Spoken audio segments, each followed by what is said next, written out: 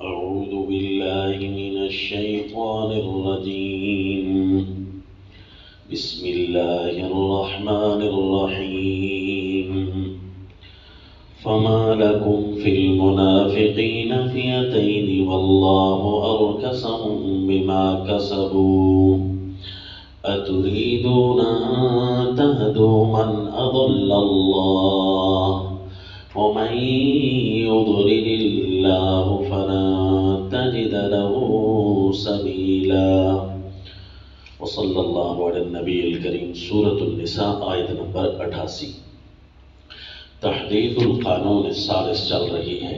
تحدید شروع ہوئی تھی یا ایھا الذین آمنوا خذوا حذرکم سے. قانون کی تعیین شروع ہوئی تھی یا ایھا الذین آمنوا اطیعوا اللہ واطیعوا الرسول سے. آیت نمبر 59 کے اندر سے. آیت نمبر 59 سے تعیین، آیت نمبر 61 سے تحدید. آپ دیکھ رہے ہیں کہ اس قانون ثالث، کون سا قانون چل رہا ہے جی؟ قانون ثالث چل رہا ہے. تو اس قانون کی کتنی بڑی تحدید اللہ نے ارشاد فرمائی، اتنی لمبی تحدید کہ ابھی بھی جاری ہے. اور اس کی وجہ کیا ہے کہ یہ کیا قانون کا نام ہی ایسا تھا کہ بہت لمبا چوڑا قانون. قانون کون سا تھا جی؟ حقوق الدیانت والریاست الاسلامیہ.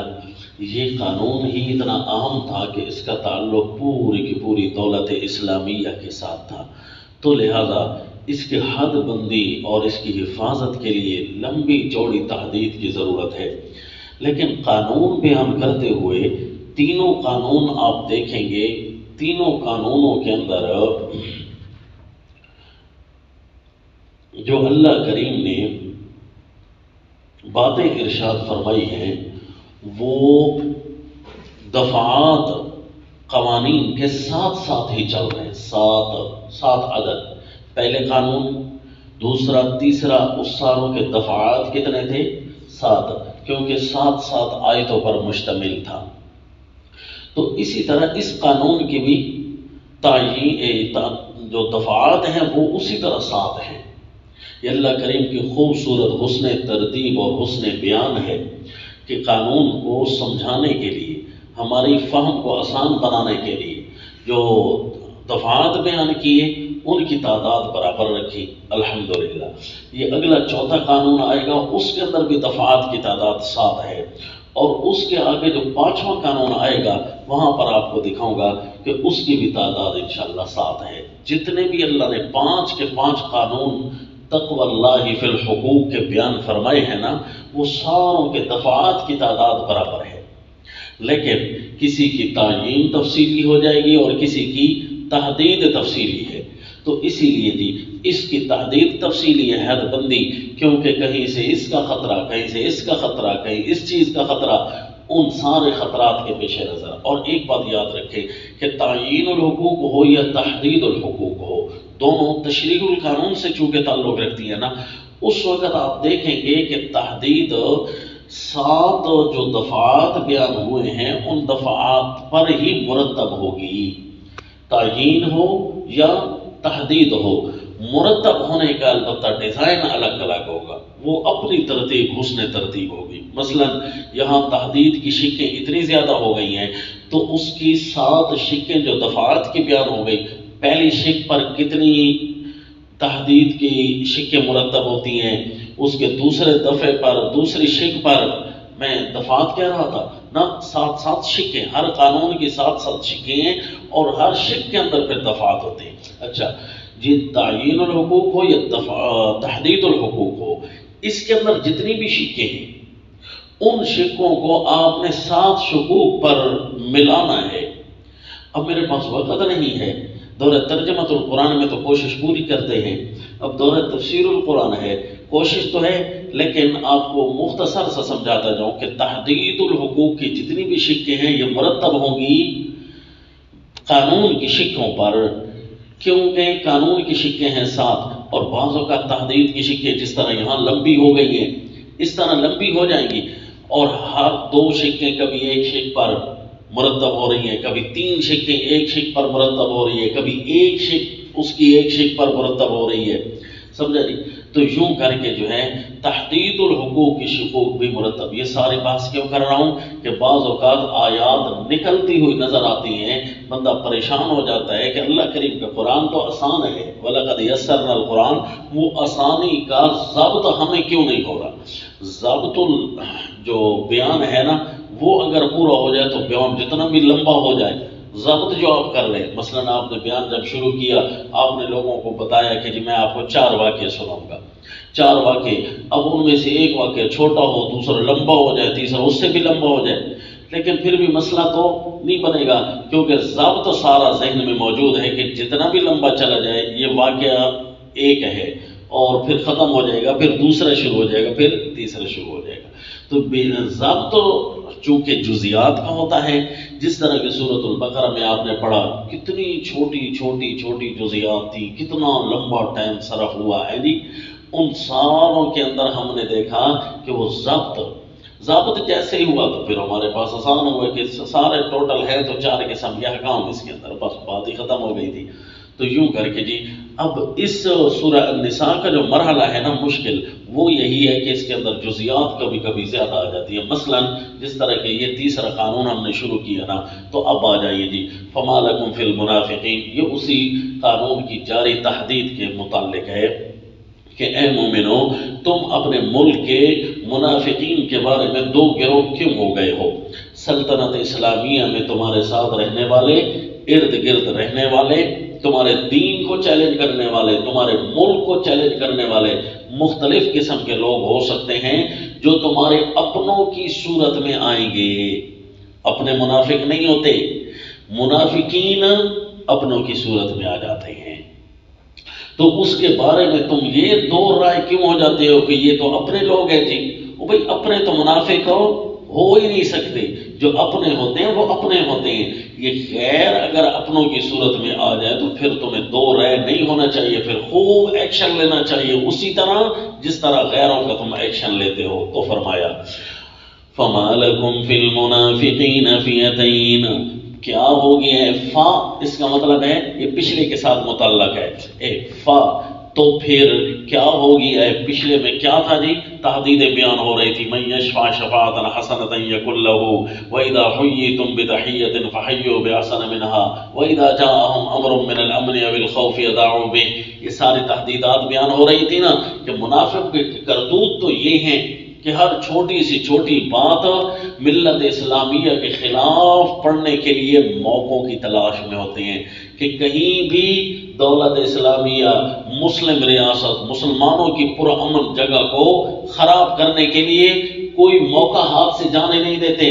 تم ہو کہ ان کے بارے میں 2 رائے رکھ رہے ہو، ان کے بارے میں 2 رائے نہ رکھنا، وہ پکے اسلام دشمن ہیں.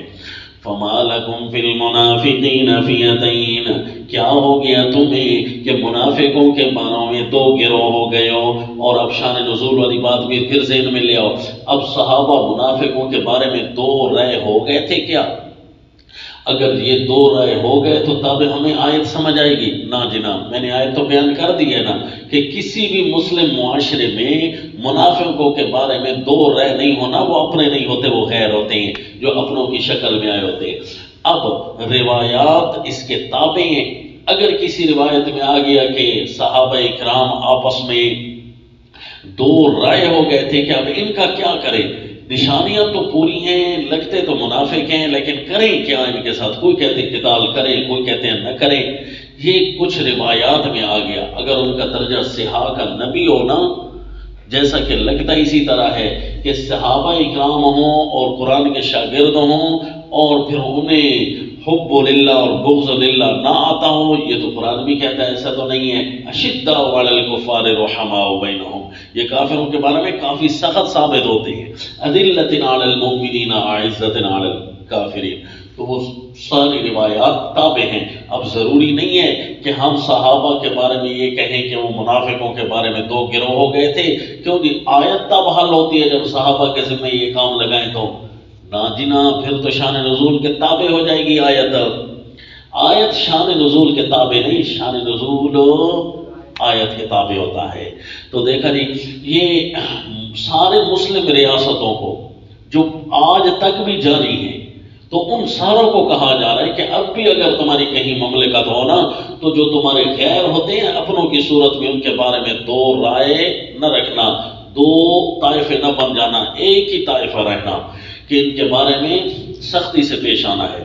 فَمَا لَكُمْ فِي الْمُنَافِقِينَ، لیکن یہ قوم کا خطاب تو بتا رہا ہے کہ لگتا یہ ہے کہ صحابہ آپس میں ہو گئے تھے۔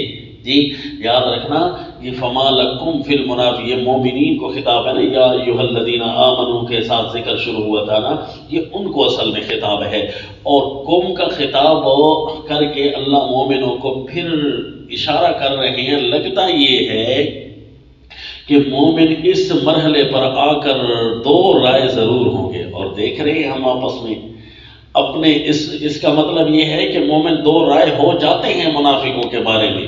اپنے حال دیکھ رہے ہیں کہ نہیں، قوم منافق ابل کر آ رہے ہیں، غیر جو ہے اپنوں کی صورت میں آ رہے ہیں، اور ہم آپس میں ایک دوسرے کے ساتھ پریشان ہو رہے ہیں کہ یار یہ منافق ہے، دوسرا کہتا نہیں یار اپنا ہے۔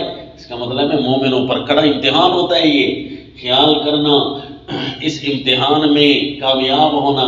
منافق جو ہوتا ہے منافق ہے، اس کے بارے میں ذرا بھی نرم رویہ نہ رکھنا۔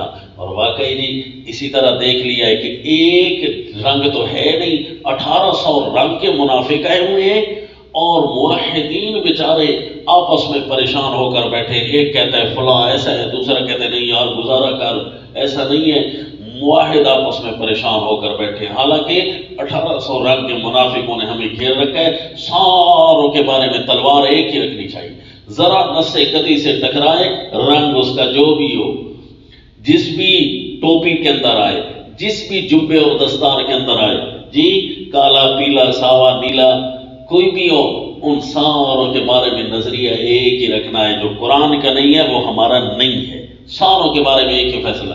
ویلا خیر جی یہ اپنا ہے، ہاں اپنا کوئی اپنا نہیں ہوتا، اس وقت اپنا اپنا ہوتا ہے جو کتاب اللہ کے تابع ہو۔ سمجھ آ گئی؟ یہ تخاطب کے انداز سے ہمیں پتہ چلا کہ لگتا یہ ہے کہ معاملہ ہوگا اور ہو رہا ہے۔ فَمَا لَكُمْ فِي الْمُنَافِقِينَ فِئَتَيْنِ، اے مومنو کیا ہو گیا ہے تمہیں منافقوں کے بارے میں دو فریق کیوں ہو رہی ہو؟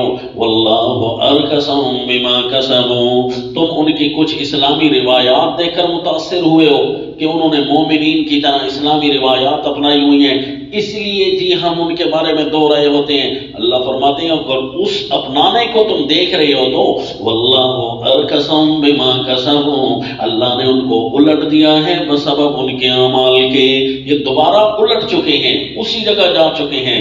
ان کے اسلامی تشخصات کو نہ دیکھو بلکہ ان کے کرتوتوں کو دیکھو۔ اسلامی تشخصات تو انہوں نے لیبل لگانے کے لیے، استعمال کرنے کے لیے یہ لیبل لگایا ہوا ہے، ورنہ حقیقت کچھ اور ہے۔ پھر اسی جگہ کھڑے ہیں جہاں سے یہ آئے تھے۔ اتریدون ان تہدوا من اضل اللہ، کیا تم چاہتے ہو جسے اللہ نے گمراہ ہونے کا فرما دیا ہے تم اسے ہادی کہنا چاہتے ہو؟ اتریدون ان تہدوا یعنی انداز یہ اختیار کیا تم اس کو ہدایت دینا چاہتے ہو جس کو اللہ نے گمراہ کر دیا ہے۔ اللہ نے گمراہ تو کسی کو نہیں کیا، اللہ نے گمراہ ہونا بتایا ہے۔ جس طرح ڈاکٹر لا علاج نہیں کرتا بلکہ لا علاج ہونا بتا دیتا ہے۔ میں شروع میں عرض کر دیا تھا ما یضل بہ الا الفاسقین کے اندر، سورۃ البقرہ کے اندر اللہ نے لا علاج ہونا بتایا ہے، ڈاکٹر لا علاج ہونا بتا دیتا ہے۔ لا علاج تو بھائی بندے کو اپنی بیماری کرتی ہے، تو گمراہ تو منافق اپنے کرتوتوں کی وجہ سے ہوئے۔ اضل اللہ کا کیا معنی؟ اللہ نے گمراہ ہونا بتا دیا ہے۔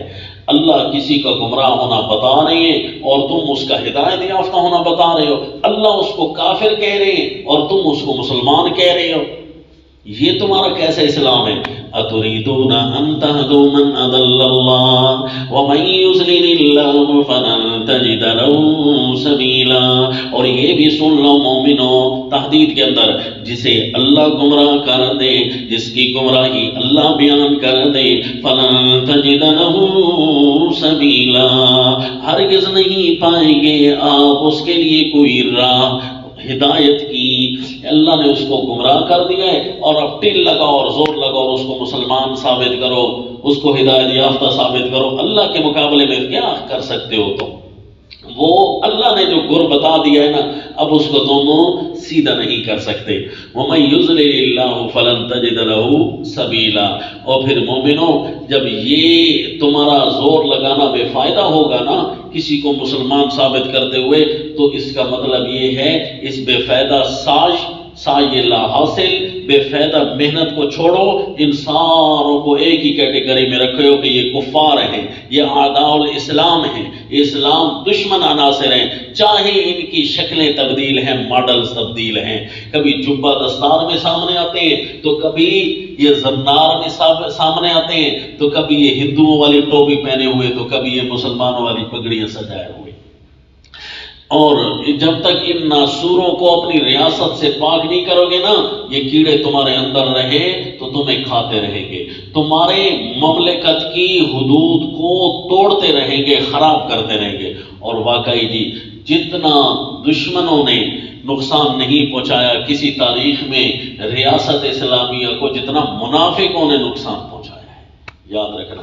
اور منافقوں کے ذریعے ہی وہ داخل ہونا چاہتے ہیں، ورنہ کافر کا کیا ہے جی کہ وہ مومنوں پر فتح پا لے؟ کافر کبھی بھی ایسا نہیں کرتا۔ اور سریکی کی مثال مشہور ہے نا کہ کسی نے درختوں کو کہا تھا کہ تمہیں کلہاڑے کاٹ گئے ہیں، انہوں نے کیا کہا جی؟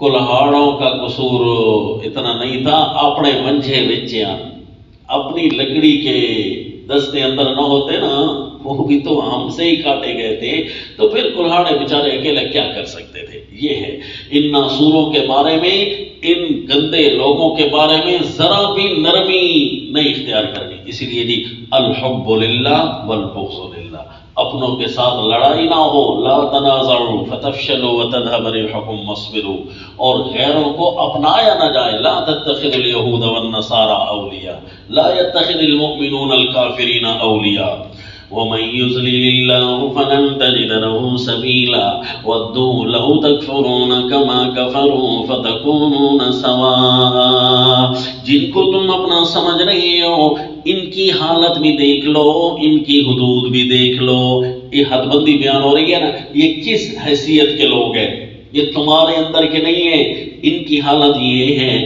کہ یہ چاہتے ہیں تم بھی کفر کرو، کما کفروا، جیسا کہ وہ خود کافر ہیں، فتکونون سواء، پھر تب تم ہو جاؤ گے برابر۔ یہ چاہتے چونکہ ہیں تمہارا کافر بنانا، فلا تتخذوا منہم اولیاء، سو ان میں سے کسی کو دوست نہ بنانا۔ خیال کرنا، خیال آج کل دوست بنایا جا رہا ہے، ہاتھوں پر بیعت ہو رہی ہے، اللہ یعوذ باللہ۔ خیر ہے جی، صرف تصوف ہی تو سیکھنا ہے۔ انا للہ و انا الیہ راجعون۔ قرآن کیا کہہ رہا ہے؟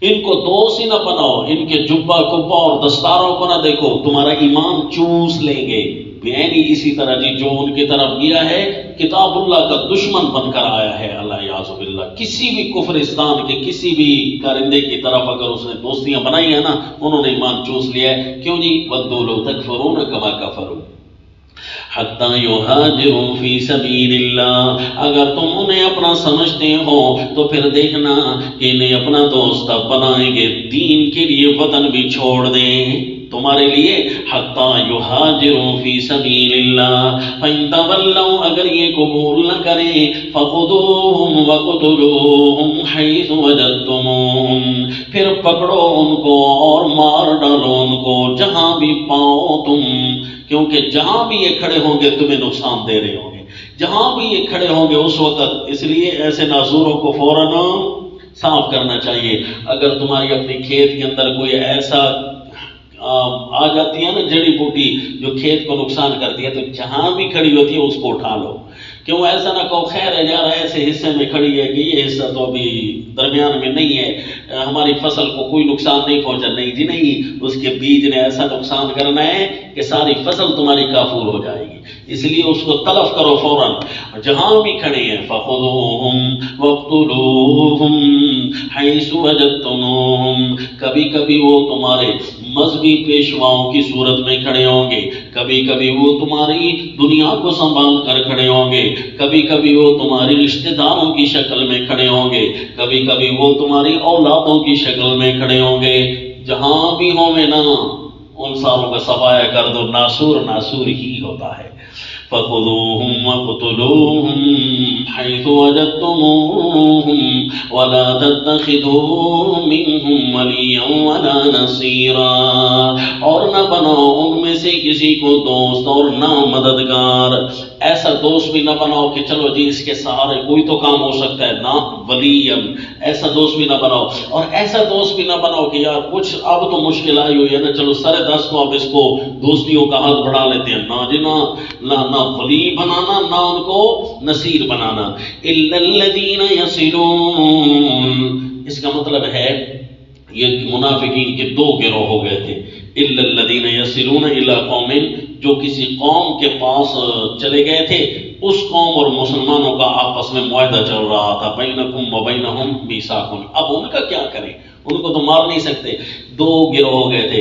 پہلے گروہ کا حال یہاں بیان کر دیا ہے کہ وہ تمہاری مملکت میں رہیں یا تمہاری مملکت کو چھوڑ کر کوئی مدینہ سے باہر چلے جائیں یا تمہاری ریاست سے باہر چلے جائیں۔ رسول اللہ صلی اللہ علیہ وسلم کے زمانے میں بھی یہ تصویر موجود تھی کہ کچھ منافق غیر علاقوں میں چلے گئے تھے، تو ان کے بارے میں جہاں بھی ملے نا ان کو پھاڑ ڈالنا، مار ڈالنا، وہ تمہاری ریاست اسلامیہ کے لیے ناسور ہے۔ اور دوسرے وہ تھے جو ان قوموں کے پاس چلے گئے تھے جن قوموں کے ساتھ مسلمانوں کا معاہدہ چل رہا تھا، تو وہ تصویر رسول اللہ صلی اللہ علیہ وسلم کے زمانے میں بھی موجود ہے۔ تو وہ آیتیں، وہ روایتیں شان نزول کے طور پر ہوں گی، اور وہ اگر یہاں لگائیں گے تو کچھ نہ کچھ فائدہ تو مزید بھی حاصل ہو جائے گا۔ البتہ تفسیر کے لیے ان روایات کی ضرورت نہیں پڑے گی۔ تفسیر تو یہ ہے کہ اگر وہ کافر منافق پہنچ جائیں تمہاری معاہد قوم کے پاس، تو اب تو ان معاہدے والی قوم کے ساتھ ہم نے لڑنا نہیں ہے، تو اب ان ناصروں کا کیا کریں؟ تو بتایا الا الذین یصلون الی قوم بینکم وبینہم میثاق، ہاں جو لوگ ملاپ رکھتے ہیں ایسی قوم کی طرف، بینکم وبینہم میثاق، تمہارے اور ان کے درمیان کوئی معاہدہ ہو چکا ہے۔ ایک یہ، اور دوسرا کچھ منافق ایسے بھی ہو سکتے ہیں، او جاؤکم حسرت صدورہم ان یقاتلوکم او یقاتلوا قومہم، کہ تمہارے پاس آ جائیں گے، تنگ ہو گئے ہوں گے ان کے دل تمہارے ساتھ تمہاری لڑائی سے یا اپنے قوم کی لڑائی سے۔ ان یقاتلوکم مصدری معنی کرنے ہے جی، کہ ان کے سینے تنگ آ چکے ہیں تمہاری لڑائی سے، ان یقاتلوکم او یقاتلوا قومہم، یا اپنے قوم کی لڑائی سے۔ وہ کہتے ہیں نہ ہم تمہارے ساتھ لڑتے ہیں ان کے ہو کر، اور نہ تمہارے ہو کر ان کے ساتھ لڑتے ہیں، ہم کسی کے ساتھ میں لڑتے نہیں ہیں، بس جتنے ہم ہیں نا دیندار، بس اتنے ہی ہمیں رہنے دو، ہم تمہارے جہاد شہاد کی طرف نہیں آنا چاہتے۔ اگر کوئی ایسا بھی ہو جائے تو پھر یہ آ کر صلح بھی کرنے کی کوشش کریں اور صاف بتا دیں کہ نہ جی ہم تمہارے ساتھ بھی نہیں ہوتے اور ان کے ساتھ بھی نہیں ہوتے۔ اگر یہ لوگ بھی آ جائیں تو وَلَوْ شَاءَ اللَّهُ لَسَلَّطَهُمْ عَلَيْكُمْ فَلَقَاتَلُوكُمْ، اگر اللہ چاہتا تو ان کو تم پر لَسَلَّطَهُمْ، البتہ اللہ ان کو زور دیتا، فَلَقَاتَلُوكُمْ، ضرور لڑتے تمہارے ساتھ، اگرچہ سینوں کی تنگی ان کی بزدل ہونے کی وجہ سے ہے، کمزور ہونے کی وجہ سے ہے، اگر اللہ ان کو تھوڑی سی بھی اگر طاقت اللہ ان کو تھوڑی سی بھی دیتا نا تو یہ تمہارے ساتھ لڑتے، پھر ان کے سینے تنگ نہ ہوتے۔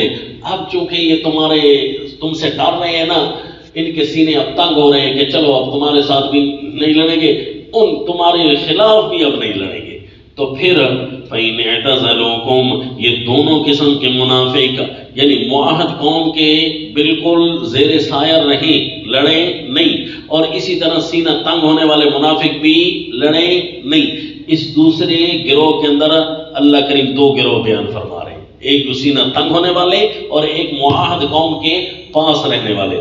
فَإِنْ اعْتَزَلُوكُمْ فَلَمْ يُقَاتِلُوكُمْ وَأَلْقَوْا إِلَيْكُمُ السَّلَامَ، اگر تم سے وہ نہ لڑے وَأَلْقَوْا إِلَيْكُمُ السَّلَامَ، اور پیش کر دے صلح، یعنی کہہ دے کہ اب ہم نہیں لڑیں گے، فَمَا جَعَلَ اللَّهُ لَكُمْ عَلَيْهِمْ سَبِيلًا، تو اللہ نے ایسوں کے لیے تمہارے اوپر کوئی ذمہ داری نہیں بنائی، کوئی راہ نہیں بنایا۔ اللہ کریم اب تمہیں اجازت دے رہے ہیں کہ اب ان پر کوئی راہ نہ بنانا، اب ان کو نہ مارنا۔ کیوں جی؟ کہ وہ معاہد قوم ہے یا بزدل پڑھ کر صلح میں آ گئے ہیں۔ یہ ہو گیا ستجدون آخرین، لیکن یہ جو دوسرا گروہ بیان ہو رہا ہے نا، سینے تنگ ہونے والے، یہ دھیان کرنا اپنی صلح کو برقرار رکھیں۔ اگر یہ موقع کی تاڑ میں ہو اور تمہارے ساتھ بظاہر صلح کریں اور جیسے ہی کوئی موقع ملے تو تمہیں پھر سے نقصان دینا شروع کریں، ان کو پھر باہر نکالو اور استثناء کرو۔ اگلی آیت میں پھر استثناء، گویا کہ یہ چوتھا گروہ بیان ہو رہا ہے۔ ستجدون آخرین یریدون ان یامنوکم ویامنوا قومہم، اب تم ضرور دیکھو گے ایک اور ٹولہ بھی ان میں سے، یریدون ان یامنوکم ویامنوا قومہم، چاہت تو یہ ہوگی ظاہری کہ تم سے بھی امن میں رہیں، اپنی قوم سے بھی امن میں رہیں، ظاہری چاہت تو ان کی ہوگی، لیکن کلما ردوا الی الفتنۃ ارکسوا فیہا، اور جب بھی کبھی لوٹائے جائیں فساد کی طرف تو اس کی طرف لوٹ جاتے ہیں۔ جیسے ان کو فساد کے لیے بلایا جائے کہ آؤ پھر آج موقع ہے فساد کرتے ہیں تو فوراً بھاگ پڑتے ہیں، کود کود کر آ جاتے ہیں، حالانکہ بزدل ہو کر تمہارے ساتھ انہوں نے صلح بھی کی ہوئی تھی۔ فَإِن لَّمْ يَعْتَزِلُوكُمْ وَيُلْقُوا إِلَيْكُمُ السَّلَامَ وَيَكُفُّوا أَيْدِيَكُمْ، اگر وہ یکسو نہ رہیں، کنارہ کش ہو کر نہ رہیں، وَيُلْقُوا إِلَيْكُمُ السَّلَامَ، اور نہ پیش کریں، یہ لم اس کے ساتھ بھی لگے گا، اور نہ پیش کریں وہ صلح اور نہ روکیں وہ اپنے ہاتھ، فَخُذُوهُمْ، تو ان کا حال بھی پھر پہلے گروہ والا کرنا، فَخُذُوهُمْ فَاقْتُلُوهُمْ حَيْثُ ثَقِفْتُمُوهُمْ، پھر پکڑو ان کو، مارو ان کو جہاں بھی پاؤ تم، وَأُولَئِكُمْ جَعَلْنَا لَكُمْ عَلَيْهِمْ سُلْطَانًا مُبِينًا، ان پر ہم نے دی ہے تم کو اے مومنو کھلی سند تمہارے پاس، واضح دلیل تمہارے پاس ان کے مارنے کی آ گئی ہے۔ بس یہ خیال، اب منافقوں کے چاروں گروہ ان کی حد بندی پوری ہو گئی، تحدید القانون چل رہی ہے نا جی، حد بندی پوری ہو گئی۔ اب ایک یہ بھی ہو سکتا ہے کہ کہیں مومن خطأً نہ قتل ہو جائے۔ خطأً یہ ہوتا ہے کہ عمدن بھی نہیں ہوتا اور نسیانن بھی نہیں ہوتا۔ عمدن جان بوجھ کر مارنا، نسیانن یہ ہے کہ میں بھولا ہوا ہوں اور اس کو مار ڈالوں، نہیں جی نہیں، خطا اس کو کہتے ہیں مارنا کسی اور کو چاہتے ہیں، چوک کر اس کو لگے، اس کو چوکنا کہتے ہیں۔ نسیان اور عمد کے درمیان ایک چیز ہوتی ہے جس کو خطا سے تعبیر کرتے ہیں۔ قتل کے معاملے میں نسیان نہیں رہتا، وہ خطا ہی بن جاتا ہے، تو اس لیے خطا نسیان کو بھی شامل ہے اور چوکنے کو بھی شامل ہے جی۔ وَمَا كَانَ لِمُؤْمِنٍ أَن يَقْتُلَ مُؤْمِنًا إِلَّا خَطَأً، اور مومن کے لیے جائز نہیں ہے، یعنی مومن کی شان نہیں ہے کہ وہ مومن کو قتل کرے گا الا خطأ، ہاں خطأ اس سے ہو سکتا ہے، چوک ہو سکتی ہے۔ وَمَن يَقْتُلْ، اور بھول تو ہوتی نہیں ہے نا قتل کے معاملے میں، چوک ہوتی ہے، اس لیے خطا اور نسیان یہاں ایک چیز ہوتی ہے۔ وَمَنْ قَتَلَ مُؤْمِنًا خَطَأً، اور جو مومن کسی مومن کو قتل کرتا ہے خطأً، فَتَحْرِيرُ رَقَبَةٍ مُؤْمِنَةٍ وَدِيَةٌ مُسَلَّمَةٌ إِلَىٰ أَهْلِهِ، تو پھر ایک گردن آزاد کرنی ہے مومن، یعنی ایک غلام مومن ہو اس کو آزاد کرنا ہے، وَدِيَةٌ مُسَلَّمَةٌ إِلَىٰ أَهْلِهِ، اور دیت بھی پہنچانی ہے اس کے مسلمۃ الی اہلہ، اس کے اہل کی طرف، الا ان یصدقوا، مگر یہ کہ وہ معاف کر دیں۔ 100 اونٹ بنتے ہیں جی مختلف قسم کے، ان کے آپس میں کیٹیگریاں ہیں، کوئی کتنی عمر کا، کوئی کتنی عمر کا، یہ جی ایک مومن کی دیت بنتی ہے، تفصیل اپنے مقام پر۔ فَإِن كَانَ مِن قَوْمٍ عَدُوٍّ لَكُمْ وَهُوَ مُؤْمِنٌ فَتَحْرِيرُ رَقَبَةٍ مُؤْمِنَةٍ، اگر وہ مقتول ایسی قوم میں سے تھا جو قوم تمہاری دشمن ہے، قتل تو ہم اس کو کرنا نہیں چاہ رہے تھے لیکن تھا دشمن قوم کا، خطاً قتل ہو گیا ہے، پھر اس کو دیت تو دینی نہیں ہے، البتہ ایک غلام مومن کو ضرور آزاد کرنا ہے احترام انسانیت کی خاطر، کیونکہ خواہ کسی کو مارنا، کھیل بنانا، آپ نشانہ بنا رہے ہوں یا آپ شکار کر رہے ہوں اور ان کا کوئی آدمی مر گیا ہے، تو کم از کم اتنا تو خیال رکھنا چاہیے نا کہ ایک جان جو چلی گئی ہے تو کچھ نہ کچھ احترام انسانیت کا پاس تو کرتے ہوئے ایک غلام کو اس کے مقابلے میں آزاد کرنا ہے۔ وَإِن كَانَ مِن قَوْمٍ بَيْنَكُمْ وَبَيْنَهُمْ مِيثَاقٌ، اگر وہ دشمن قوم ایسی تھی کہ معاہد تھی، ان کے ساتھ معاہدہ چل رہا تھا اور پھر ان کا کوئی قتل ہو گیا ہے، تو فَدِيَةٌ مُسَلَّمَةٌ إِلَىٰ أَهْلِهِ وَتَحْرِيرُ رَقَبَةٍ مُؤْمِنَةٍ، تو وہاں بھی پہنچانی ہے دیت ان کے اہل کی طرف، ان کو بھی پھر دیت تو پوری ادا کرنی ہے، اور ایک گردن مومن کی آزاد بھی کرنی ہے۔ اب دیکھیں جی قرآن کی حسن ترتیب، پہلے جب مومن کے قضا کی بات آئی تھی تو تحریر رقبۃ مؤمنہ کا ذکر پہلے آیا تھا، کیونکہ مومن اپنے ایمان سمیت اہم ہوتا ہے، لہذا جیسے ہی ایک فرد مومن کی حیثیت ختم ہوئی ہے نا، مسلم ریاست میں ایک مومن پورا کا پورا ایک عضو ہوتا ہے مسلم ریاست کا، تو فوراً اس کے مقابلے میں ایک عضو کھڑا کر دو اور پھر دیت بھی دے دو، اور چونکہ کافر وہ مومن مسلم ریاست کے اعضاء میں سے، ارکان میں سے نہیں تھا، لہذا مر گیا ہے تو دیت تو اس کو دینی ہے، لیکن احترام انسانیت کی خاطر ایک مومن کو بھی تم نے آزاد کر دینا ہے۔ یہ بعد میں لگائی، وہ پہلے لگائی، یہ اثر دکھانے کے لیے کہ احترام انسانیت بھی ہے مومن کے اندر، اور جلدی سے پہلے مسلم ریاست کے تعمیر کے اندر ایک رکن کی تعمیر بھی کرنی ہے، اور یہاں ہے کہ ان کی دیت عطا کر دیں اور غلام بھی آزاد کر دیں، اگرچہ وہ ترتیب کے لیے نہیں ہے، لیکن جب اللہ ترتیب بنا رہے ہوتے ہیں نا اپنی طرف سے، جمع کو رد و بدل کر رہے ہوتے ہیں، حالانکہ واو مطلق جمع کے لیے آتی ہے، جب اللہ اس کے رد و بدل کر رہے ہوتے ہیں تو وہاں بھی کوئی نہ کوئی نقطہ ہوتا ہے، جس طرح کہ قرآن میں ہے فَاغْسِلُوا وُجُوهَكُمْ وَأَيْدِيَكُمْ إِلَى الْمَرَافِقِ وَامْسَحُوا بِرُؤُوسِكُمْ وَأَرْجُلَكُمْ إِلَى الْكَعْبَيْنِ، ہے جی کہ دھونے کے حکم کے درمیان مسح لیا اور پھر پاؤں کو دھونا تھا تو اس کو مسح کے بجائے غسل پر، پچھلی پر عطف ڈال دیا، تو حالانکہ واو تھی، واو مطلق جمع کے لیے آتی ہے، اشارہ کر دیا کہ وضو کے اندر ترتیب یہی رہنی چاہیے، تو وہ ترتیب کے لیے ہوتا ہے۔ آ جاؤ جی، اور اللہ کریم کی باتوں کے اندر اور بھی نکات ہیں جسے اللہ بھی بہتر جانتے ہیں۔ فَمَن لَّمْ يَجِدْ فَصِيَامُ شَهْرَيْنِ مُتَتَابِعَيْنِ تَوْبَةً مِّنَ اللَّهِ، اور اگر کسی کو میسر نہ ہو اس کو غلام آزاد کرنا تو 2 مہینے لگاتار روزے رکھنے ہیں، توبۃ من اللہ، اللہ کی طرف رجوع پورا کرنے کے لیے، کیونکہ مومن کا اللہ کے ساتھ تعلق ہوتا ہے، اب دراڑ آ گئی ہے، اس کو پورا کرنے کے لیے لگاتار 2 مہینے روزے رکھنے ہیں۔ او جی، وَكَانَ اللَّهُ عَلِيمًا حَكِيمًا، اس کا مطلب ہے انسانی جان کے اندر جو زیادتی ہوتی ہے اس کی تلافی انتہا درجہ کے تقویٰ حاصل کرنے کے بعد وہ زیادتی دھل سکتی ہے۔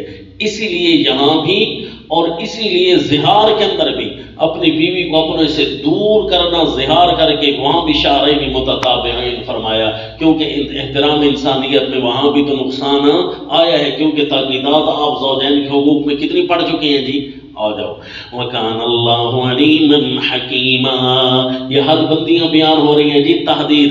حالانکہ قانون کی شقیں ساری پوری ہو چکی ہیں، قانون کی شقیں پوری ہو گئی تھی. ان اللہ یأمرکم ان تؤدوا الامانات الی اہلہا. اسی طرح قانون کی شقیں پوری ہو چکی تھی.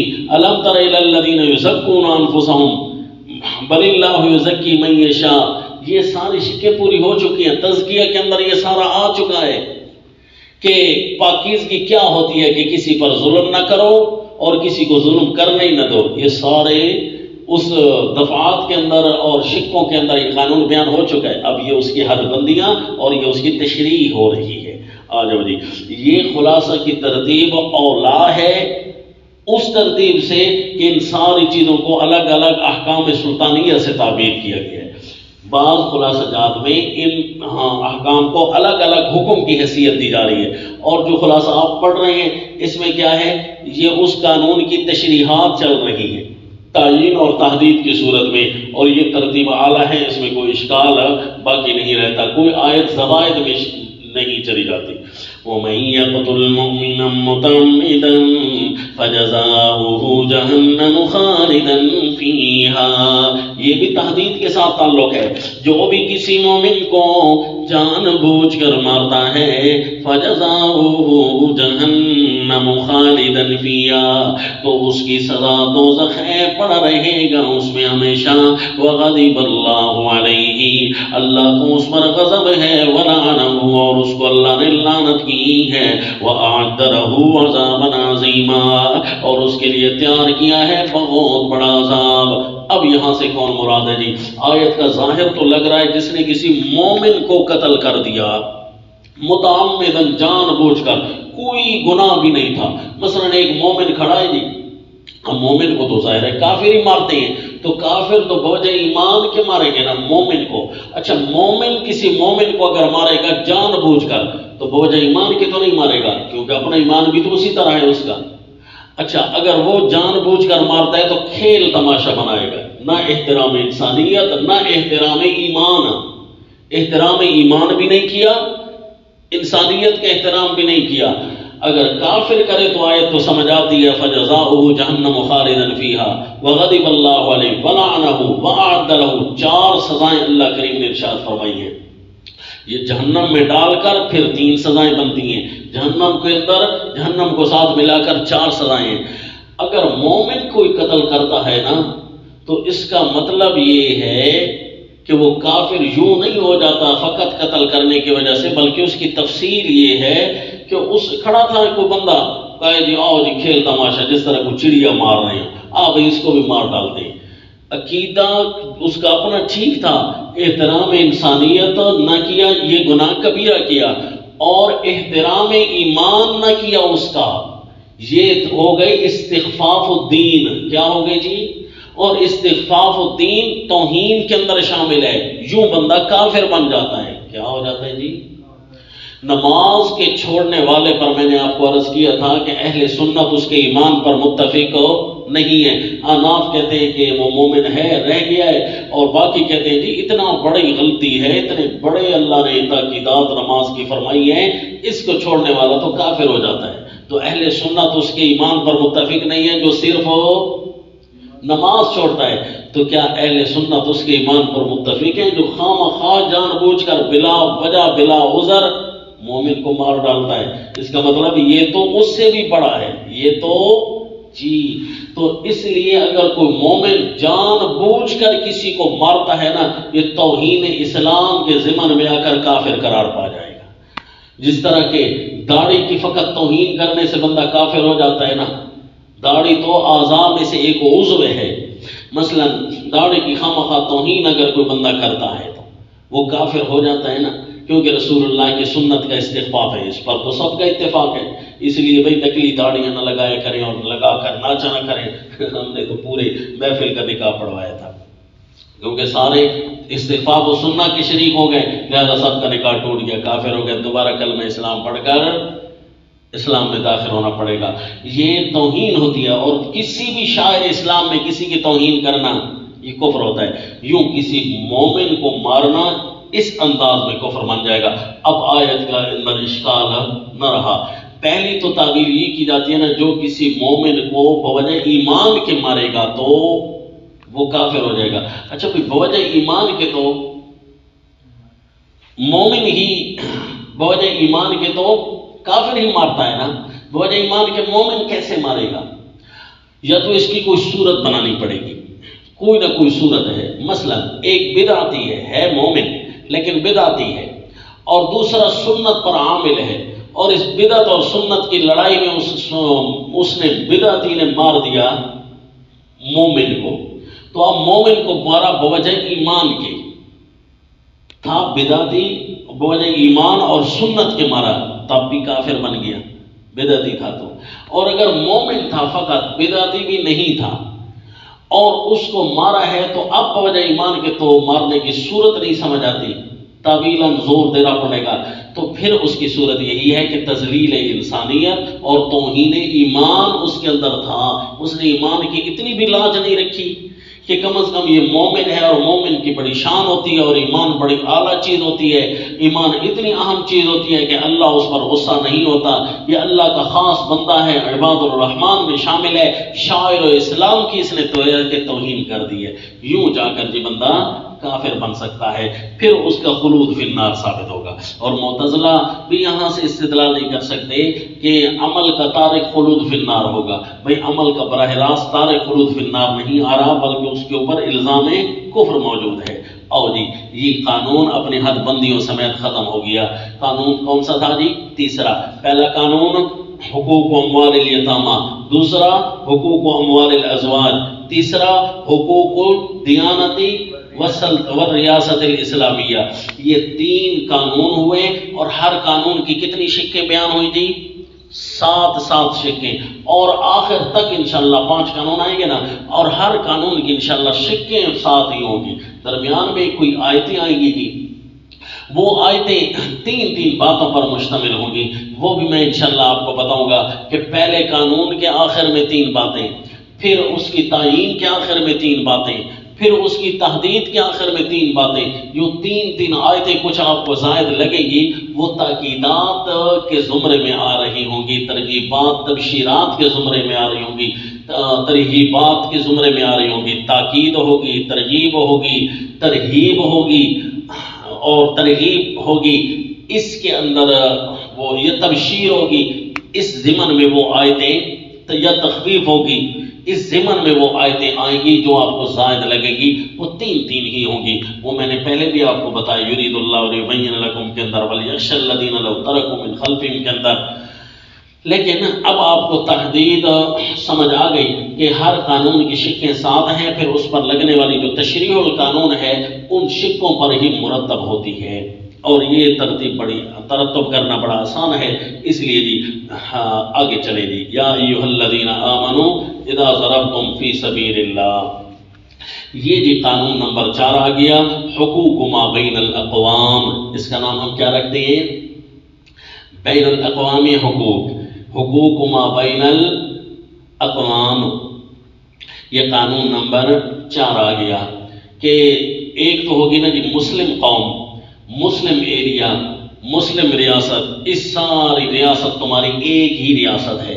اب کچھ خارج الریاست، ریاست سے باہر نکل کر بھی کچھ قانون تمہیں سمجھانے ہیں، کچھ اس کے بھی حقوق ہیں، حقوق ما بین الاقوام، تو اس کے لیے پھر ظاہر ہے درمیان میں سفر بھی کام آ جاتا ہے، اور جب سفر کام آئے گا، سفر کے لیے نکلو گے تو اس لیے ضربتم کے لفظ سے شروع ہوگی، اذا ضربتم فی سبیل اللہ، دوسری اقوام کی طرف جانے کے لیے۔ اور جب بندہ سفر شروع کرتا ہے تو درمیان میں نمازیں بھی آتی ہیں، پھر دشمن کا خیال بھی ہوتا ہے، اس لیے درمیان میں صلاۃ الخوف وغیرہ کے بھی احکام اور ترتیبات آئیں گی۔ اب لہذا اگر تم سفر کرنے لگو گے تو راستے میں بھی تو یوں سمجھیے غیر قوم آ گئی ہے، بس غیر قوم کی سرحدیں کہاں سے شروع ہوتی ہیں؟ جہاں سے تمہارا سفر شروع ہو جاتا ہے۔ جیسے ہی تم اپنی ریاست سے باہر نکلو گے تو یہ وزارت خارجہ کے احکام اس کے اندر آ گئے۔ پچھلی چیز تھی وزارت داخلہ کے احکام، اب یہ وزارت خارجہ کے احکام شروع ہو گئے، لہذا ہر بندہ مسلم ریاست کا وزیر ہے جیسے ہی وہ باہر نکلے گا، وزیر خارجہ کا اس کے اوپر پھول لگا ہوا ہو یا نہ لگا ہوا ہو، وہ وزیر ہی ہے ریاست اسلامیہ کی طرف سے، وہ اپنے آپ کو باقاعدہ ریاست کا کارندہ سمجھے، اس کے اوپر حقوق لازم ہو جاتے ہیں وزارت خارجہ کے۔ تو لہذا اب آگے جی کتنی خوبصورت ترتیب ہے جی، یہ اتقوا اللہ کے لفظ سے، تقوی اللہ فی الحقوق، اس کا مطلب ہے مومن اپنے گھر میں رہے یا باہر رہے اس کو ظلم سے دور رہنا ہے، ہر کسی کے حقوق کم از کم پورے کرنے ہیں۔ آ جاؤ جی، یا ایھا الذین آمنوا اذا ضربتم فی سبیل اللہ، یہاں بھی انشاءاللہ تحدید القانون سے پہلے جو شکیں آئیں، تشریح القانون سے پہلے شکیں ساتھ ہی آئیں گی، جو زائد آیتیں ہوں گی ان کا تعلق ان چیزوں کے ساتھ ہوگا، ترغیب، ترہیب، تبشیر، تخویف، تاکید، ان کے ساتھ ہوگا۔ یہ 5 چیزیں آپ کو بتا رہا ہوں، ان جو زائد آیتیں ہوں گی ان کا تعلق ان 5 امور سے ہوگا۔ یا ایھا الذین آمنوا اذا ضربتم فی سبیل اللہ فتبینوا، پہلے اس قانون کی پہلی شق چل رہی ہے جی، پوری آیت پر مشتمل ہے، اور ہر شق کے اندر دفعات تو میں نے کہا نہ ہوتے ہیں، جتنے جملے ہوں گے ایک آیت کے اندر، ہر جملہ ایک دفعہ بنتا جائے گا۔ یا ایھا الذین آمنوا اذا ضربتم فی سبیل اللہ فتبینوا، اے ایمان والو جب تم سفر کرو اللہ کی راہ میں، فتبینوا، اللہ کی راہ میں یعنی دین کی سربلندی میں سفر کرنا، یہ فی سبیل اللہ کہلاتا ہے، اور اس کا اعلیٰ فرد جہاد ہے، اور اس کا ادنا فرد تعلیم ہے۔ یہ اعلیٰ فرد اور ادنا فرد کے درمیان میں پھر کئی چیزیں آ جاتی ہیں جی، اذا ضربتم فی سبیل اللہ فتبینوا ولا تقولوا لمن القى، جیسے ہی تم جانا قدم قدم پر تحقیق کرتے رہنا، جیسے ہی تم ریاست اسلامیہ سے باہر نکلو گے وہاں غیر اسلامی فضا ہوگی، اور غیر اسلامی فضا میں حقوق کو جانوروں کی طرح ہوتے ہیں، کوئی حقوق کی پاسداری خیال نہیں ہوتا، اس لیے قدم قدم پر تمہیں مشکلات کا سامنا آئے گا، ہر دھوکے کا سامنا آئے گا، ہر فراڈ کا، ہر دجل کا سامنا ہوگا، تو پھر کہیں پر تم اپنوں کا نقصان نہ کر بیٹھنا، اپنی دین کا نقصان نہ کر بیٹھنا، اپنی ریاست کے اوپر بوجھ نہ بن جانا، لہذا ہر مقصد میں ہر کام میں خوب تحقیق کرنا، نہ کسی کی چکنی چوپڑی باتوں میں آنا اور نہ کسی کے دجل فراڈ اور زیادتیوں میں آنا۔ وَلَا تَقُولُوا لِمَنْ أَلْقَى إِلَيْكُمُ السَّلَامَ لَسْتَ مُؤْمِنًا، اور خصوصاً تحقیق کے اندر ایک خصوصی بات کا ذکر کر دیا، اور خصوصاً تمہارا کام فی سبیل اللہ جو سنبھالنا ہے، لہذا کسی پر حملہ نہ کر دینا، اور نہ کہنا اس کو لمن القى الیکم السلام، جو تمہارے اوپر سلامتی کا پیغام ڈال رہا ہے، صلح ہو یا لفظ سلام ہو، سلامتی کا پیغام ہوتا ہے، سلامتی کا پیغام جو تمہارے اوپر ڈال رہا ہے اس کو یہ نہ کہنا کہ لست مؤمنا، تو مومن نہیں ہے، شاید میرے ڈر کی وجہ سے یہ کر رہا ہے، نہ یہ بھی نہ کرنا، دجل اور فراڈ سے بھی بچنا، اور کسی غیر چیز کو دجل سے بھی تعبیر نہ کرنا۔ ضروری نہیں ہے کہ وہ تمہیں دھوکہ دے رہا ہو، عین ممکن ہے دھوکہ دے رہا ہو اور عین ممکن ہے دھوکہ نہ دے رہا ہو، تو تم دونوں باتوں کی تشکیک میں ایک بات کو راجح کیسے قرار دے سکتے ہو؟ کسی کا دل چیر کر دو نہیں نہ جا سکتے ہو، لہذا دھیان کرنا۔ تبتغون عرض الحیات الدنیا، کیا تم چاہتے ہو دنیا کے اسباب؟ تبتغون حیات الدنیا نہیں ہے، تبتغون عرض الحیات الدنیا، دنیا کی زندگی کے اسباب، یعنی ریاست اسلامیہ کا قیام تم چاہتے ہو بوجہ ریاست اسلامیہ کے، ریاست اسلامیہ کے قیام ہو بوجہ الوہیت باری تعالیٰ اور حاکمیت کی سربلندی کے لیے، کلمت اللہ کے بلند ہونے کے لیے، یہ ہے۔ اب وہ دنیاوی پھر سبب بن جائے گا، پھر تو وہ تمہاری ریاست نہ رہے گی بلکہ دنیا کی کرسی ہو جائے گی، تبتغون عرض الحیات الدنیا، اس طرف اشارہ ہے۔ فعند اللہ مغانم کثیرہ، اللہ کے پاس غنیمتیں ہیں بہت زیادہ، جو اللہ تمہیں دے رہا ہے وہ زیادہ ہے۔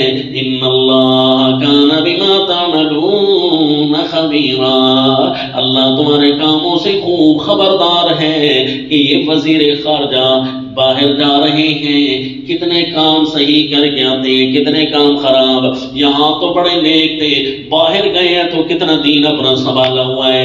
لا يستوي القاعدون من المؤمنین غیر اولي الضرر والمجاہدون فی سبیل اللہ، برابر نہیں ہے بیٹھ کر رہنے والے من المؤمنین، مومنوں میں سے، غیر اولی الضرر، جن کا کوئی عذر تو نہیں ہے، وہ مومن، والمجاہدون فی سبیل اللہ، اور اللہ کے نام میں جو لڑائی کرنے والے، ایک ہیں فی سبیل اللہ میں قائدین، دونوں درجے فی سبیل اللہ کے، ایک ہیں فی سبیل اللہ میں قائدین، باہر جاتے ہیں یا گھر بیٹھتے ہیں تو بیٹھ کر دین کی سرحدوں کی، علمی سرحدوں کی خیال کر رہے ہوتے ہیں۔ اگر ان میں طاقت ہے، انہیں ضرر نہیں ہے، معذور نہیں ہے یہ، اور دوسری طرف المجاہدون فی سبیل اللہ، دین کے دوسرے شعبے کے لیے باہر جانے والے، مجاہدین فی سبیل اللہ، جو ہر مشکل سے مشکل مہم کو سر کر رہی ہیں، مجاہدین ہر مشکل سے مشکل مہم کو سر کرنے والے، جہد، مشقت، محنت، چاہے قتال ہو چاہے قتال نہ ہو، تب بھی وہ مجاہد فی سبیل اللہ کا کارندہ ہوگا۔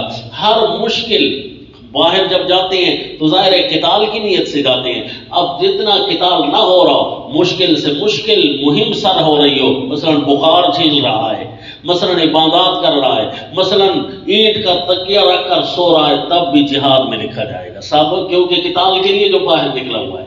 المجاہدین فی سبیل، والمجاہدون فی سبیل اللہ باموالہم وانفسہم، اپنا جان اور مال لگا کر جو مجاہدین شعبہ جہاد میں نکلے ہوئے ہیں، اور جو بیٹھنے والے مومن ہیں، درجے میں برابر نہیں ہو سکتے، اس لیے درجہ جو شعبہ جہاد کا ہے وہ اعلیٰ ہے، اس لیے مسلم ریاست کے اندر رہنے والے افراد دونوں قسم کے شعبوں کو سنبھالتے رہیں، ایک شعبہ سنبھال کر دوسرے کو چھوڑ نہ دیں، کبھی وہ جہاد والا سنبھالیں اور یہ بیٹھ کر علم کی تعلیم کرتے رہے، اور کبھی یہ جہاد والا شعبہ سنبھالیں اور وہ علم کی طرف آتے رہے، دونوں کو دونوں شعبوں کی ضرورت ہے۔ فضل اللہ المجاہدین باموالہم وانفسہم علی القاعدین درجہ، اللہ نے بڑھا دیا ہے مجاہدین کا، محنت کرنے والوں کا، اور قتال اس کا اعلیٰ فرد ہوتا ہے نا، اس لیے مجاہدین کا معنی کرتے ہیں لڑنے والے، بے اموالہم اپنے مالوں کے ذریعے، وانفسہم اپنے جانوں کے ذریعے، اگر لڑ نہ بھی رہا ہو نا، مجاہد فی سبیل اللہ کوئی بھی جہاد کی راہ میں محنت کر رہا ہے وہ اس کا جہاد لکھا جاتا ہے۔ اس لیے رسول اللہ صلی اللہ علیہ وسلم نے فرمایا لغدوۃ فی سبیل اللہ او روحۃ خیر من الدنیا وما فیہا، ایک صبح اور ایک شام اللہ کی راہ میں لگا دینا یہ دنیا ما فیہا سے بہتر ہے۔ اچھا یہ بتاؤ، فی سبیل اللہ کے بارے میں تو ہم دونوں اشارہ کر گئے، فی سبیل اللہ میں تو دونوں آتے ہیں، تو پھر فی سبیل اللہ، لغدوۃ فی سبیل اللہ، یہ پڑھائی میں نہیں آئے گا، یہ کیا تبلیغ میں نہیں آئے گا؟ وہ بھی تو ایک سارا شعبہ ہے، آئے گا تو صحیح، آئے گا تو صحیح، اس کے چھوٹے چھوٹے افراد میں انشاءاللہ امید تو رکھنی چاہیے، لیکن اصل تو یہ کہنا چاہیے نا کہ فرد جہاد کا ہے، وہ اصل لغدوۃ فی، کیونکہ فضل اللہ المجاہدین، جس فی سبیل اللہ کو اللہ نے فضیلت دی ہے، لغدوۃ فی سبیل اللہ میں اس کو تو بالکل اگنور کر دیا جائے اور چھوڑ دیا جائے تو کیا خیال ہے، ظلم ہے کہ نہیں ہے؟ پھر تو فی سبیل اللہ یہ بھی نہیں بنے گا جو بیٹھ کر یہ تبلیغ کے راہ میں مشن میں نکلا ہوا ہے، پھر تو یہ بھی فی سبیل اللہ نہیں بنے گا، کیونکہ جہاد فی سبیل اللہ کے معاملے میں تحریف کا مرتکب ہو چکا ہے، جو تحریف کا مرتکب ہو تو پھر وہ فی سبیل اللہ میں بیٹھا ہوا ہوتا ہے، پھر تو وہ فی سبیل الشیطان ہے۔ تو اس لیے جی تبلیغ کر رہا ہو، تعلیم کر رہا ہو، دین کی کسی بھی تعمیر کر رہا ہو، فی سبیل اللہ ہے، کیونکہ میں آپ کو شروع ادھر بھی عرض کر گیا ہوں کہ الذین احصروا فی سبیل اللہ، اس کے اندر بھی بتایا تھا نا کہ دین کا ہر شعبہ مراد ہے، لیکن اعلیٰ سے اعلیٰ فرد جہاد ہے، یہ ضرور کہنا چاہیے۔ اس کو کہنا کہ لغدوۃ فی سبیل اللہ اور روحۃ خیر من الدنیا وما فیہا، یہ صرف ہمارا تبلیغ کے لیے، تقریر کے لیے یا تعلیم کے لیے، پھر جہاد کہاں جائے گا؟ انا للہ، پھر تو یہ کلمۃ حق ارید بہ الباطل، یہ پھر ایسا صحیح کلمہ ہے جس کے اندر باطل پروان چڑھ رہا ہے، باطل کو پروان چڑھایا جا رہا ہے۔ لہذا کہو اصل فی سبیل اللہ وہ ہے جس کے اندر مجاہدین موجود ہیں، اور ہم کمزور ہیں، اسی لیے تو کہا تھا، آپ کو بتایا، یا عابد الحرمین لو ابصرتنا لعلمت انک بالعبادت تلعب، بیت اللہ میں بیٹھ کر کتاب اللہ پڑھائی جا رہی ہو، جہاد کے مقابلے میں وہ یوں ہے جیسا کہ انٹرٹینمنٹ ہو رہی ہے، جہاد کے مقابلے میں تو ایسا ہے، جہاد تو پھر اس سے بھی کئی بہتر ہے، وہ تو پڑھانے والوں سے بھی اعلیٰ ہو گیا ہے، وہ تمہاری سرحدوں کی حفاظت کر رہا ہے تب ظاہر کر تم پڑھا رہے ہو، اگر وہ اپنی سرحدوں کی حفاظت نہ کرتا تو تم یہاں پڑھا سکتے تھے کیا؟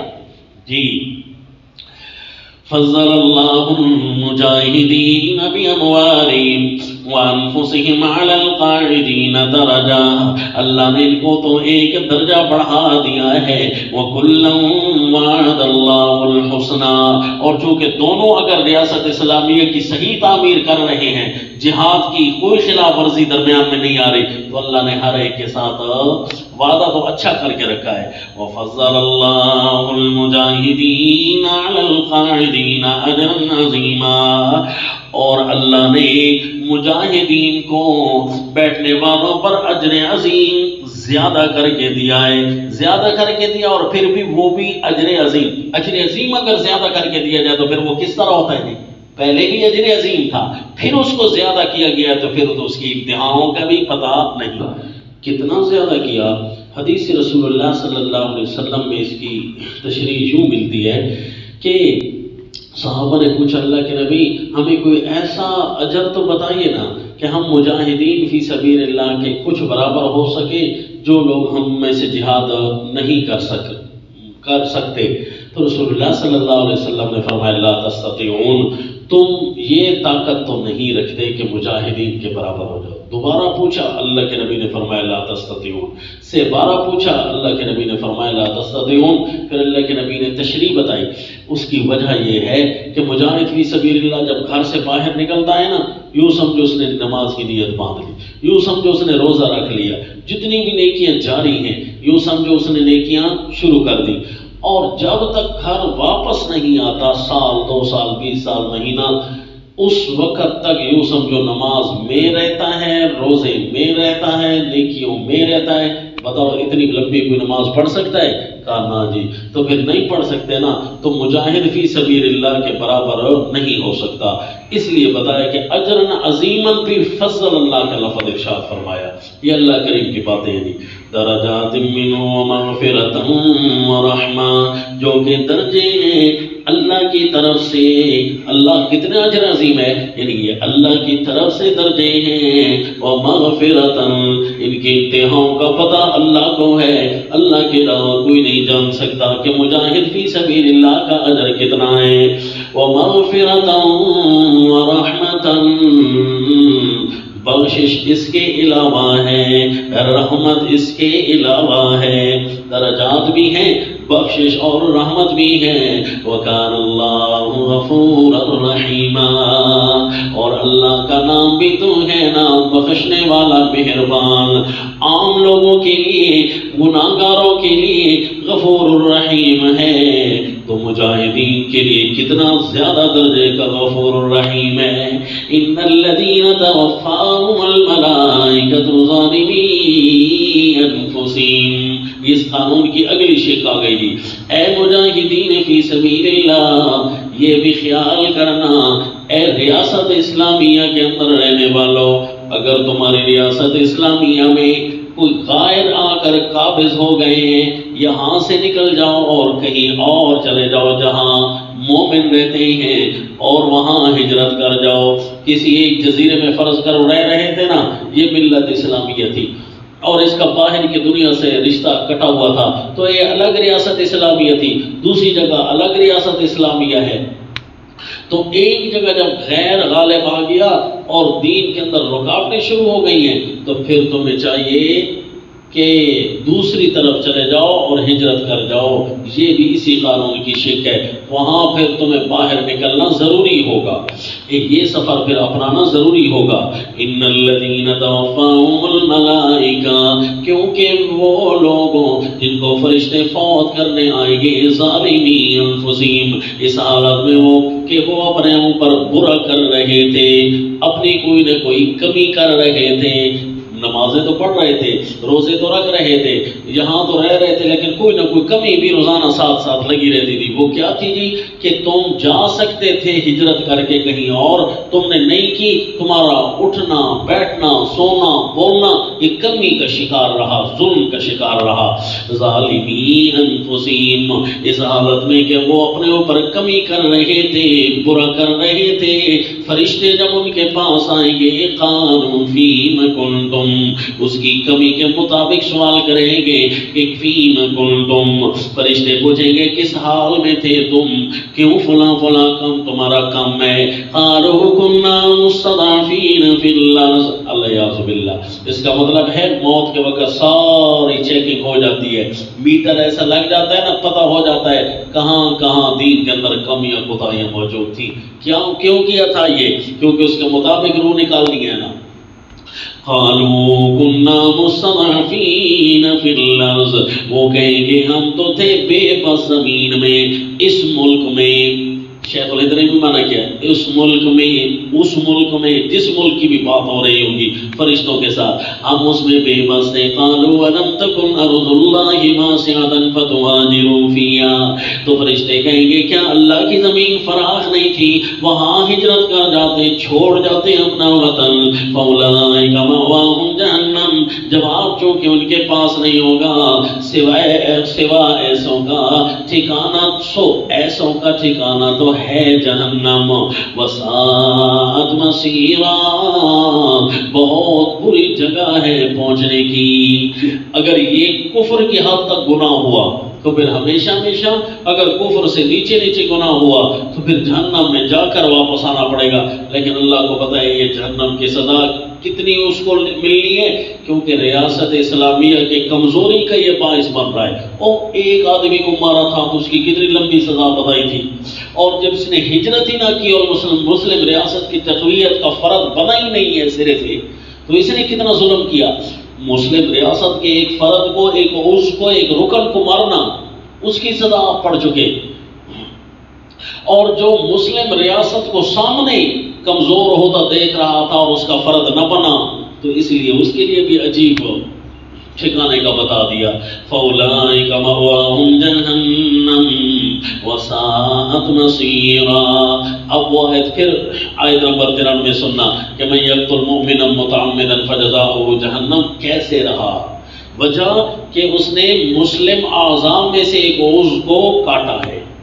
إِلَّا الْمُسْتَضْعَفِينَ مِنَ الرِّجَالِ وَالنِّسَاءِ وَالْوِلْدَانِ، ہاں جو بے بس ہیں مرد اور عورتیں اور بچے، اور جن کا ذکر ہو چکا ہے پچھلے قانون کے اندر، مَا لَكُمْ لَا تُقَاتِلُونَ فِي سَبِيلِ اللَّهِ وَالْمُسْتَضْعَفِينَ، تشریح القانون کے اندر بیان ہو چکا اس کی تحدید میں۔ ہاں وہ لا یستطیعون حیلا، مرد عورتیں اور بچے جو طاقت نہیں رکھتے کسی تدبیر کی۔ یہ کون ہے جی مستضعفین؟ بتا گیا ہوں وہاں پر، دوبارہ سبق سن لیں کہ یہ وہ ہیں جو اپنے آپ کو سمجھیں کہ ہم بگیار کیمپ میں موجود ہیں۔ تو یہ جتنی بھی زمین ہے اس وقت کتنا بگیار کیمپ ہے یہ آپ خود دیکھ لیں جی، اور وہاں سے نکلنے کی کوشش تو کرنی چاہیے کہ نہیں، اس پر بھی میں پوری بحث عرض کر چکا ہوں جی۔ لا یستطیعون حیلۃ ولا یہتدون سبیلا، نہیں کوئی کر سکتے تدبیر اور نہ جانتے ہیں کہیں کا راستہ۔ فَأُولَئِكَ عَسَى اللَّهُ أَن يَعْفُوَ عَنْهُمْ، سو ایسوں کو امید ہے کہ اللہ معاف کرے گا ان کو۔ وَكَانَ اللَّهُ عَفُوًّا غَفُورًا، اور اللہ ہے معاف کرنے والا بخشنے والا۔ غفوراً اب رحیماً نہیں ہے بلکہ عفواً، یہاں مٹانے والا ہے اور غفوراً بخشنے والا ہے. رحیمن کا لفظ یہاں نہیں، کیونکہ یہاں پر کچھ گناہ لکھ کر مٹانے بھی تھے نا، تو یہ ان کے گناہ کی جگہ پر آ کر ان کا گناہ مٹ جاتا تھا. کیوں جی؟ کہ یہ مستضعفین تھے. اللہ ہماری مدد کرے جی. اب نہیں سمجھ کہ ہم کہاں جا رہے ہیں، ہم منافقین کی کیٹیگری میں پڑے ہوئے ہیں اللہ یعوذ باللہ، یا ہم واقعی اصحاب الفضیلت میں سے ہر وقت توبہ استغفار اور ذکر میں مشغول رہیں. اللہ کوئی نہ کوئی راہ سمجھائے گا انشاءاللہ. وَمَن يُهَاجِرْ فِي سَبِيلِ اللَّهِ يَجِدْ فِي الْأَرْضِ مُرَاغَمًا كَثِيرًا وَسَعًا. اچھا جی، میں نے کہا کہ جب یہ قانون شروع ہوگا تو میں آپ کو ایک بات بتاؤں گا. چوتھا قانون، اس پر آپ کو یہ بتانا تھا کہ یہ جو قانون آ رہے ہیں 5 قانون ہیں. 5 قانون ہیں، اور انتہائی حیرت کی بات ہے کہ اللہ نے یہاں 5 قانون بتائے، کسی پر ترتب کیا. 5 کیوں ارشاد فرمائے؟ 6 کیوں نہ بنے؟ یہ 4 کیوں نہ بنے؟ بڑے بڑے 5 قانون. پھر ہر قانون کی شکیں بہت زیادہ. کتنی شکیں بن جائیں گی؟ 5 7 35 شکیں بن جائیں گی. یعنی 35 قانون تو بن گئے نا جی اس صورت کے اندر. اور پھر ہر شک کے دفعات تو پھر بہت زیادہ ہیں، وہ بھی انشاءاللہ گنیں گے. تو یوں جا کر قانون تو دفع ظلم کے قانون تو بہت سارے بن جائیں گے. تو یہ تعداد 7 کی کیوں بنائی بڑے بڑے کیٹیگریوں میں؟ جب ہم نے دیکھا کہ تلاش کریں کہ تقوی کا حکم کہاں آیا، تو سورۃ البقرہ کے اندر احکام الفطرت کے اندر آپ کو بتایا تقوی کی لگاتار آیتیں تھیں، لگاتار آیتیں. حیران ہو گئے تھے کہ یار لگتا یہ ہے کہ یہاں کچھ اللہ کریم خاص بتانا چاہتے ہیں. وہ ہم نے ڈھونڈنا تھا، وہاں جواب پورا نہیں دیا تھا ہم نے کہ کیسے یہ الگ الگ بار بار تقوی کی باتیں. جواب پورا تب بنتا ہے جب پوری سورہ نساء بندہ پڑھتا ہے. تو بس آپ کے سامنے بتاؤں کہ سورہ نساء کے جو 5 قانون ہیں یہ احکام الفطرت کے 6 قانونوں پر مرتب ہیں. کتنے قانونوں پر جی؟ 6 قانون، 6 احکام پر. 6 احکام تھے تعلیم الفطرت کے، اور یہاں قانون کتنے ہیں؟ 5. اب ترتب یاد رکھنا بڑا عجیب ہے اور بڑا خوبصورت ہے. بڑا عجیب ترتب ہوگا، حیران ہو گیا جب آپ یہ ترتب دیکھیں گے. تو ایک ہے پہلا قانون، پھر ہے دوسرا قانون. پہلا قانون حقوق و اموال. آپ لکھو، رف جگہ پر لکھو نا، ایک قانون نمبر 1 لکھو نا، پھر میں آپ کے آگے بتاؤں گا اس کے اندر کون کون سا حکم لگے گا. یہ قانون نمبر 1 اور قانون نمبر 2 یہ تھے تعلیم الفطرت کے پہلے حکم پر مرتب ہو. تعلیم الفطرت کا ایک حکم تھا، کون سا؟ وَأْتُوا الْبُيُوتَ مِنْ أَبْوَابِهَا وَاتَّقُوا اللَّهَ. یہی تھا نا؟ چلتا رہے گا، چلتا رہے. وَأْتُوا الْبُيُوتَ مِنْ أَبْوَابِهَا اس پر مرتب ہوئے کون کون سے؟ پہلا قانون اور دوسرا قانون. بس پہلا اور دوسرا کے آگے بریکٹ ڈال کرنا، اس کے آگے ایک حکم نمبر 1 لکھ دو. تو دیکھو پہلا حکم مرتب کس پر ہوا؟ 2 قانون پر.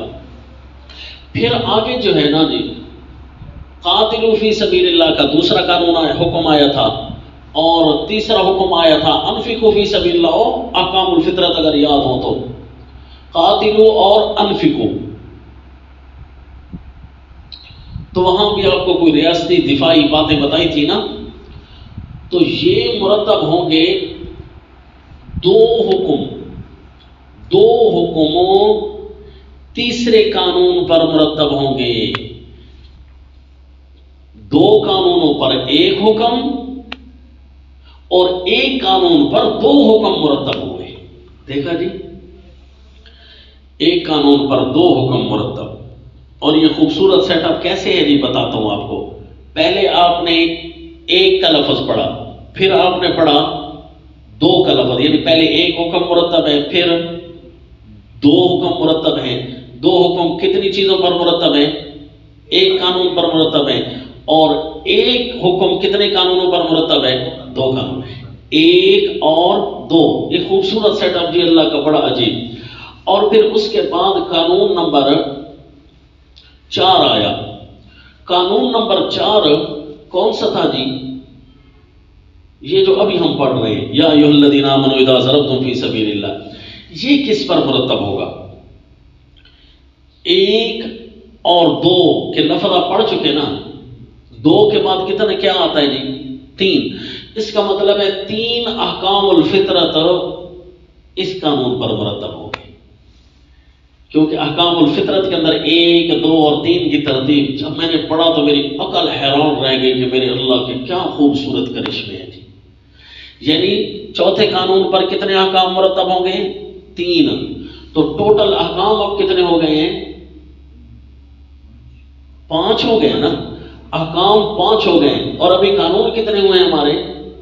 4 ہوئے ہیں، یاد رکھنا۔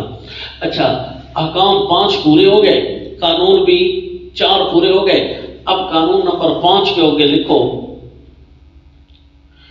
قانون نمبر 5 کے آگے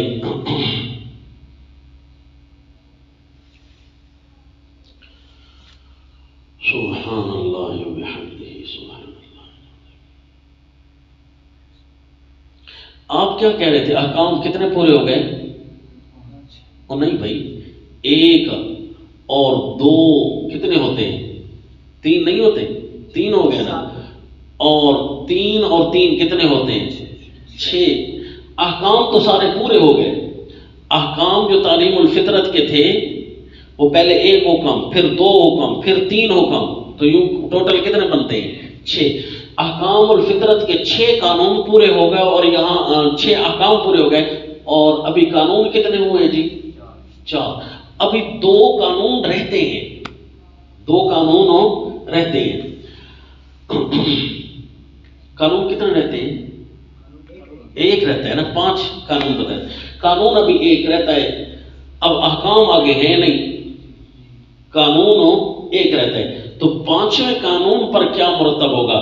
اصناف 4 آپ نے پڑھی تھی لوگوں کی، اصناف 4 4 صنفیں پڑھی تھی آپ نے لوگوں کی، 4 قسمیں پڑھی تھی، ایک دنیا دار اور ایک دیندار اور ایک منافق اور ایک خالص مومن۔ ومن الناس من یشری منهم من یقول ربنا آتنا منهم من یقول ربنا آتنا فی الدنیا حسنہ وفی الآخرہ حسنہ، اور ومن الناس من یعجبک قولہ ومن الناس من یشری نفسہ ابتغاء۔ اصناف 4 پڑھی تھی نا، تو اصناف 4 یہ ان پر یہ 5واں قانون مرتب ہوگا۔ 5واں قانون کس پر مرتب ہوگا جی انشاءاللہ؟ اصناف 4 پر۔ اور اس کے اندر جو ہے نا اصناف 4 کی پھر نشانی انشاءاللہ آپ کو بتاؤں گا کیسے مرتب ہے جی اصناف 4۔ اصناف 4 میں 4 قسم آتے ہیں، اور 4 وہاں لفظ آئیں گے، یا ایھا الذین آمنوا، پھر دوسروں کے بارے میں یا ایھا الذین آمنوا، پھر تیسروں کے بارے میں یا ایھا الناس، پھر چوتھے کے بارے میں یا ایھا الناس، اور اس کا رنگ الگ ہوگا، یوں 4 دفعہ آئے گا انشاءاللہ یہ لفظ، تو وہاں بتاؤں گا۔ تو یہ خوبصورت سا ترتب میں نے کہا آپ کو جو شروع میں بتانا تھا یا آخر میں بتانا تھا، یہ میں نے آپ کو قانون نمبر 4 پر بتا دیا۔ چلو بھائی ابھی ذہن نشین ہو جائے، صورت علی وجہ البصیرہ سمجھ آنے لگ جائے۔ ہم حیران تھے کہ یا ایھا الناس اتقوا، یہ ہیں تو تقوی اللہ کے حقوق، تقوی اللہ فی الحقوق، فی حقوق العبد والمعبود، یہ بتایا تھا۔ تو اس کو 5 پر اللہ نے کیوں مرتب کیا؟ حیرانگی یہ آئی تھی۔ تو جب ہم نے سورۃ البقرہ پڑھی تھی نا، وہاں اللہ کریم ہمیں یہ 5 باتیں سمجھا چکے تھے، 6 قانونوں، 6 احکام کے رنگ میں، اور 1 اصناف 4 کے رنگ میں۔ 5 باتیں اللہ نے وہاں 7 چیزوں کے اندر ہمیں سمجھائی تھی۔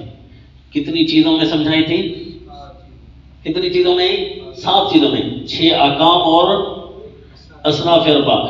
تو 7 چیزوں میں 5 باتیں سمجھائی تھی، تو یہاں 5 قانون ہیں، اور ہر قانون کی شکیں 7 ہیں۔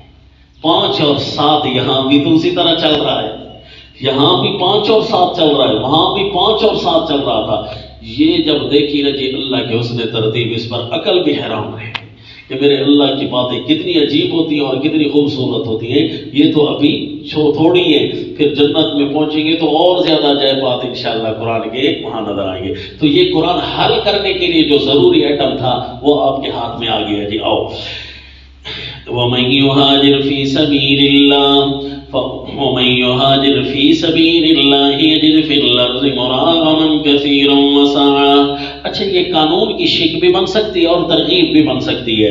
جو بندہ جہاد کا ہجرت کرے گا اللہ کی راہ میں، یجد فی الارض، اللہ کی راہ میں، فی سبیل اللہ میں ہجرت ہو رہی ہے، اس کا مطلب ہے فی سبیل اللہ ہمیشہ لڑائی کے لیے ہی استعمال نہیں ہوتا، اس کے اندر اس کے اپنے درجات ہوتے ہیں۔ فی سبیل اللہ اس کو کہتے ہیں دین کی سربلندی میں، اعلاء کلمت اللہ میں، جس کا اعلیٰ ترین فرض کیا تھا؟ جہاد، اور جس کا ادنا ترین فرض کیا تھا؟ تعلیم و تعلم۔ یہ بیٹھ کر سرحدوں کی محافظت، اور وہ اچھا اس درمیان میں بہت ساری چیزیں آ سکتی ہیں۔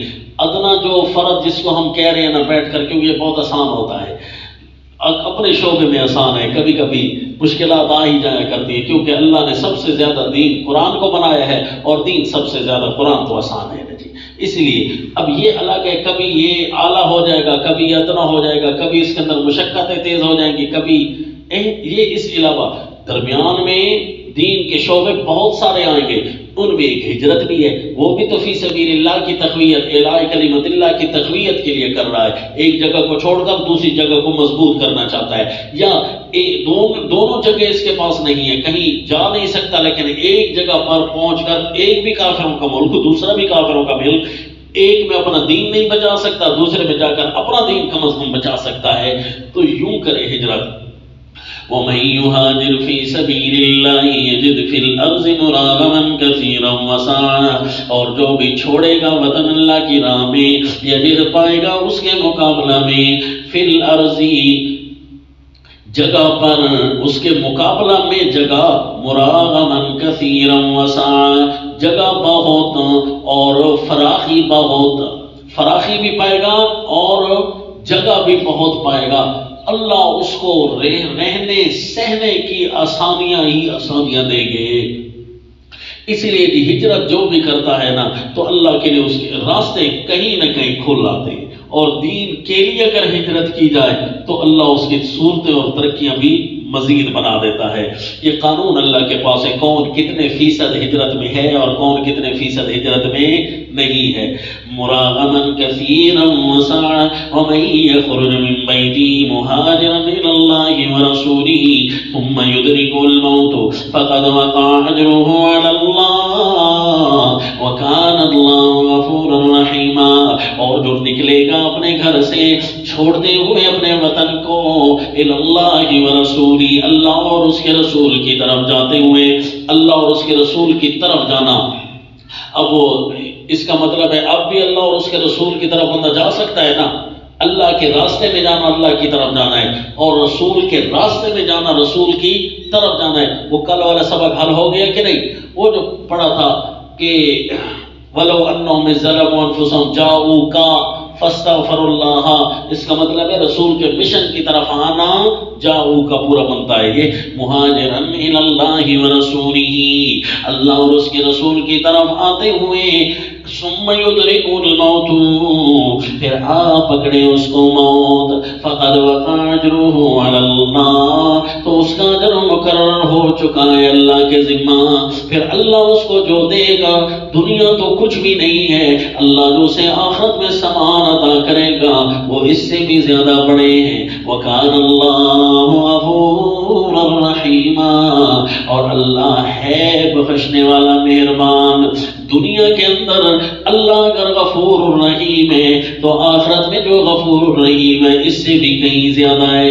پہلے آیا تھا کان اللہ غفور الرحیمہ، وہ مجاہدین اور تعلیم والوں کے ساتھ، اور اب کان اللہ غفور الرحیمہ ہجرت کے دوران وفات پانے والے کے لیے فرمایا، تو پھر اس کا مطلب ہے یہاں رنگ بھی عجیب ہوگا۔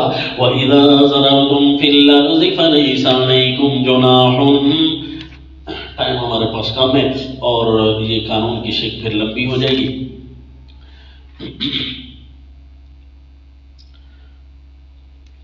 تو انشاءاللہ یہ پھر پڑھیں گے وَمَا عَلَيْنَا إِلَّا الْبَلَاغُ۔